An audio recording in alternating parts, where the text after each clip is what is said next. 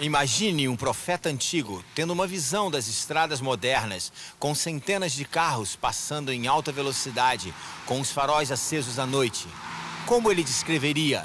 Lembre-se que ele nunca tinha visto nem imaginado nada parecido com um automóvel. Bem, há 2.600 anos, o profeta Naum previu que nos últimos dias, antes de Jesus voltar, os carros andam furiosamente pelas ruas. Cruzam velozes as praças em todas as direções. Parecem tochas e correm como relâmpagos. Para ele, os automóveis correndo furiosamente pela noite devem ter parecido relâmpagos. E, sem dúvida, eles cruzam velozes em todas as direções.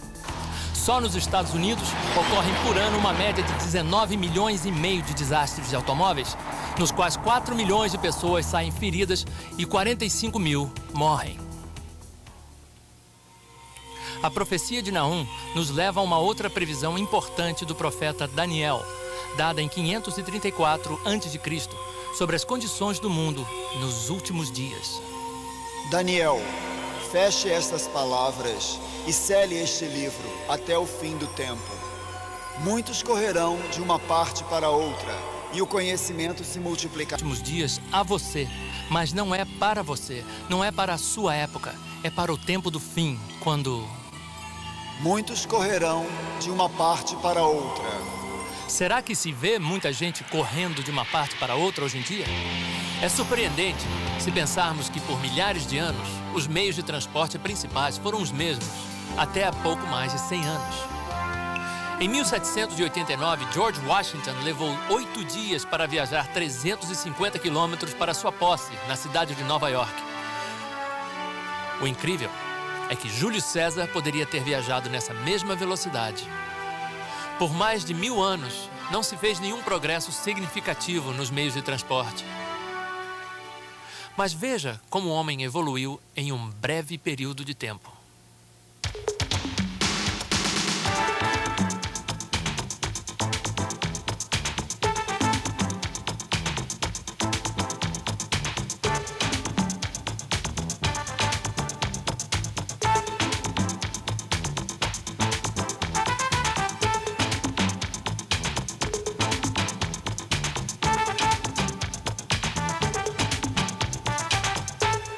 Agora o homem não só se locomove em velocidades vertiginosas, mas um jato pode dar a volta ao mundo em 24 horas e uma nave espacial em 80 minutos. Hoje as pessoas viajam mais do que jamais viajaram. O turismo internacional é um negócio multibilionário envolvendo mais de 200 milhões de pessoas que viajam para outros países todos os anos. O dinheiro gasto em turismo no mundo todo chegou a mais de 3 trilhões de dólares só em 1992. E espera-se que o tráfego de turistas dobre nos próximos 10 anos. Muitos correrão de uma parte para outra e o conhecimento se multiplicará. A ciência certamente se multiplicou incrivelmente nessa geração. Vários estudos têm mostrado que a totalidade do conhecimento humano é duplicada a cada 8 anos. 80% dos cientistas que já existiram estão vivos hoje. A cada minuto, eles acrescentam 2.000 páginas ao conhecimento científico do homem e levaria 5 anos para uma pessoa ler todo o material científico que produzem a cada 24 horas.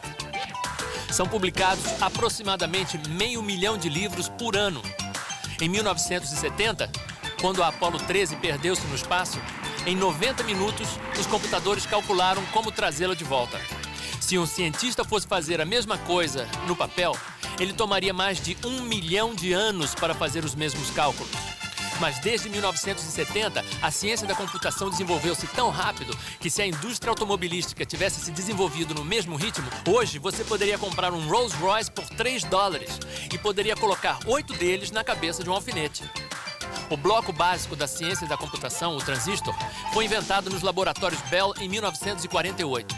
Em 1994, um chip podia conter 3 milhões e 100 mil transistores, mais do que o dobro do modelo do ano anterior. Até o final desta década, o chip conterá mais de 1 bilhão de transistores. As máquinas hoje em dia são tão complicadas que que só técnicos altamente especializados conseguem entendê-las.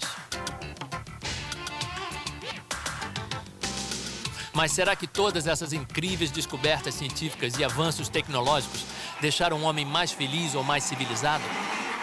Ao que parece, quanto mais parafernália e luxo o homem adquire, na tentativa de encontrar felicidade e satisfação, mais descontente e infeliz ele fica. No dia de hoje, o conhecimento sem dúvida aumentou. Mas apesar de países tidos como desenvolvidos, como por exemplo os Estados Unidos, dizerem ter o sistema educacional mais caro e avançado que já existiu, eles estão produzindo os jovens mais confusos, ignorantes e violentos que já existiram.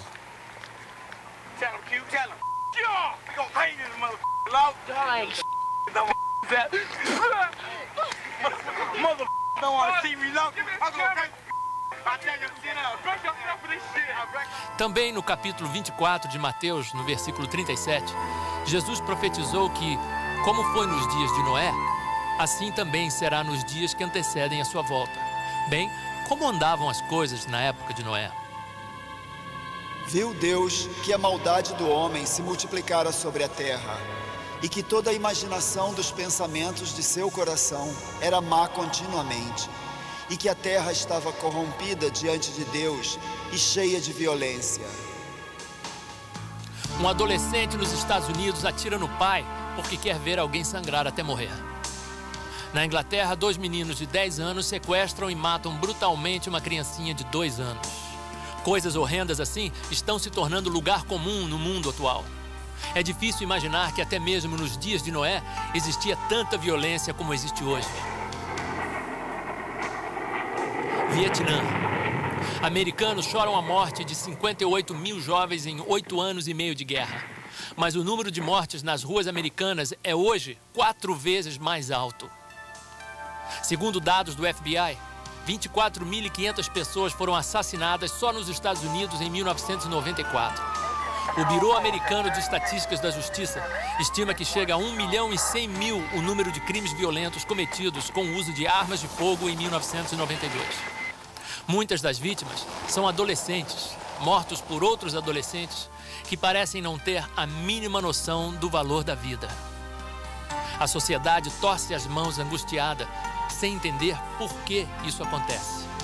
Cientistas do comportamento concluíram que um dos maiores culpados é isto: o fato de que quando uma criança americana normal chega aos 15 anos, ela já terá testemunhado a destruição violenta de mais de 35 mil seres humanos na televisão, bem como 200 mil outros atos brutais de violência.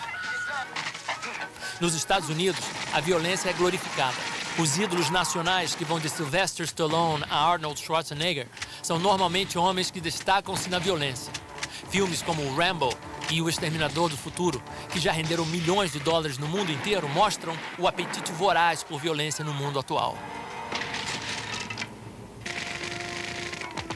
Os desenhos animados de hoje também contêm 1001 tipos de violência enojante. Ofuscando as Tartarugas Ninja e os Simpsons, o Beavis e Butthead, da MTV, se tornou o favorito das crianças. Bem diferente dos antigos desenhos de Walt Disney de uma geração atrás, o Beavis e Butthead seguem uma rotina de tortura a animais, incendeiam móveis e se envolvem em 1000 tipos de comportamento censurável. E existem também os filmes de horror. Muitos pré-adolescentes hoje assistem esse tipo de filme em festas estilo Gross Out com seus amigos. As locadoras afirmam que os filmes de horror são mais procurados principalmente pelos jovens de 11 a 15 anos de idade. Existem também os filmes de rock, muitos dos quais romantizam violência, estupro e homicídio.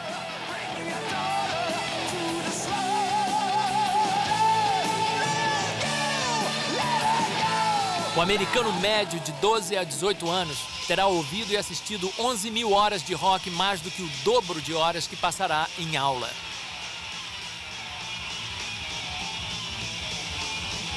O resultado de tudo isso é que a era do rock tem testemunhado um aumento de 10.000% de crimes violentos entre os jovens. Hoje, só nos Estados Unidos, comete-se um crime violento a cada 25 segundos. A cada 9 segundos, uma residência é assaltada. Uma mulher é estuprada a cada 6 minutos. E a cada 25 minutos, alguém é assassinado. O único consolo nesta terrível maré de violência é que, de acordo com as profecias na Bíblia, isso é indubitavelmente mais um sinal apontado para a segunda vinda de Cristo, quando então toda violência e crueldade sem sentido terminarão e a guerra será eliminada. E por se multiplicar a iniquidade, o amor de muitos esfriará. Esta profecia de Jesus sobre o tempo do fim, sem dúvida, está se cumprindo na nossa sociedade egoísta, comodista e preocupada só em defender o seu. A iniquidade abunda mais do que nunca na história do mundo e não se pode negar que o amor entre muitas pessoas com certeza esfriou. Nos Estados Unidos, 50% de todos os casamentos terminam em divórcio e 1/4 de todas as crianças que nascem, os pais não são casados. Um outro versículo na segunda epístola a Timóteo diz que nos últimos dias o homem seria sem afeição natural. Na época do Antigo Testamento, algumas das nações pagãs também eram sem afeição natural. Tanto que era comum as mães fazerem o que a Bíblia descreve como fazer os seus filhos passarem pelo fogo. Isto referia-se ao costume de oferecerem os seus bebês para o deus demoníaco Moloque, um ídolo imenso com braços móveis presos com dobradiças nos cotovelos. A sua boca abria e fechava e havia um fogo enorme dentro dele. Era o método que eles, no seu egoísmo, usavam para livrarem-se de seus bebês.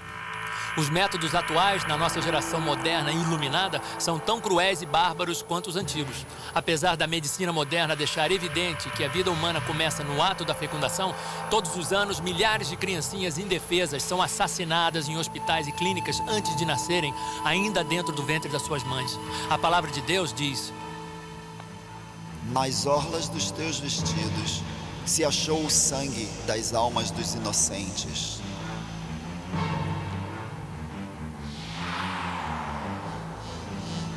O aborto é uma indústria que gera 700 milhões de dólares por ano nos Estados Unidos. Todos os dias são abortados antes de nascerem uma média de 4.257 seres humanos nos Estados Unidos, ou seja, 1,5 milhão por ano. Há 2 abortos para cada 5 nascimentos no mundo. Na antiga União Soviética, uma mulher normal tem 4 abortos durante a sua vida. 90% das primeiras gestações são abortadas. Todos os anos, no mundo todo, 54 milhões de crianças são assassinadas dentro do ventre das mães. Apesar de algumas mães abortarem por razões justificadas, no geral, o aborto é um dos maiores pecados pelos quais Deus vai julgar esta última geração. Um outro é a sodomia. O livro do Gênesis relata detalhadamente como os homens de Sodoma tentaram molestar sexualmente os mensageiros angélicos enviados por Deus quando estes foram avisar Ló para fugir da cidade antes que ela fosse destruída. Bring them out unto us. Bring them out, that we may know them.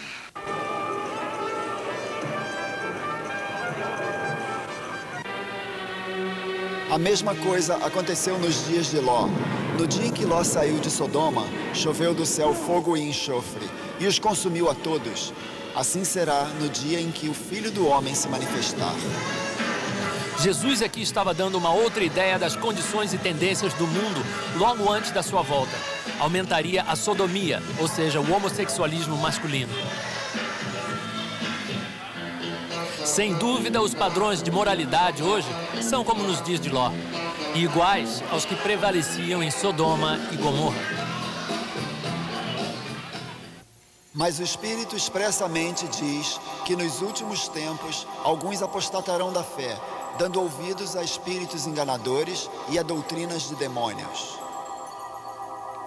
As escolas públicas dos Estados Unidos apostataram da fé quando, em 1963, proibiram oficialmente a Bíblia e a oração dentro das escolas.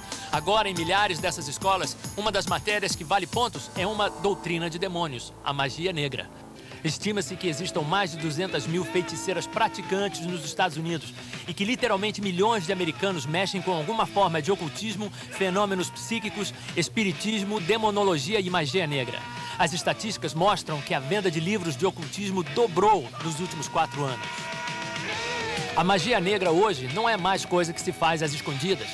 Muitos vídeos de rock mostram abertamente a adoração a Satã e ao inferno, tudo completo com os símbolos, liturgia e rituais de magia negra. Milhões de jovens estão presos nas suas garras malévolas.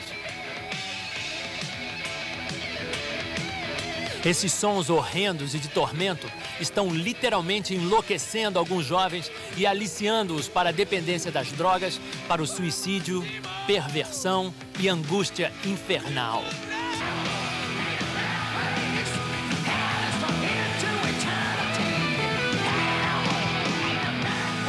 Aos poucos, o mundo foi capturado por espíritos enganadores, ao ponto de hoje aceitarem até os atos mais descarados de blasfêmia e profanação.